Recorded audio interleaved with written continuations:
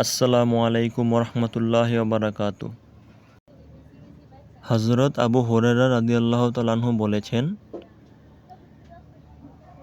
রাসূলুল্লাহ সাল্লাল্লাহু আলাইহি সাল্লাম ইরশাদ করেছেন, কোনো ব্যক্তি যখন মারা যায় তখন তার সকল আমলের দরজা বন্ধ হয়ে যায় তিনটি আমল ব্যতীত। ১. সে দুনিয়াতে যা দান করে গিয়েছে সদকায়ে জারিয়া হিসাবে সে কবরে পেতে থাকে।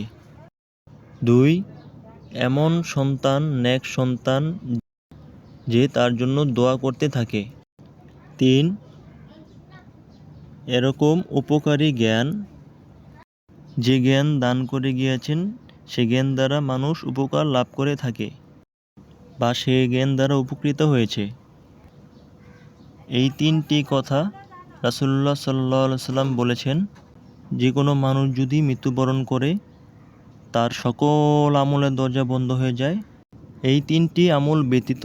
তাই এই তিনটি আমল করলে মৃত্যুর পরেও বান্দা সেই সওয়াব পেতে থাকবে কবরে। সুবহানাল্লাহ। তাই আমরা রাসূলুল্লাহ সাল্লাল্লাহু আলাইহি সাল্লামের সুন্নত মোতাবেক যে জীবনকে পরিচালনা করব ইনশাআল্লাহ তাআলা। সবাইকে অসংখ্য ধন্যবাদ। আসসালামু আলাইকুম ওয়া রাহমাতুল্লাহি ওয়া বারাকাতুহু।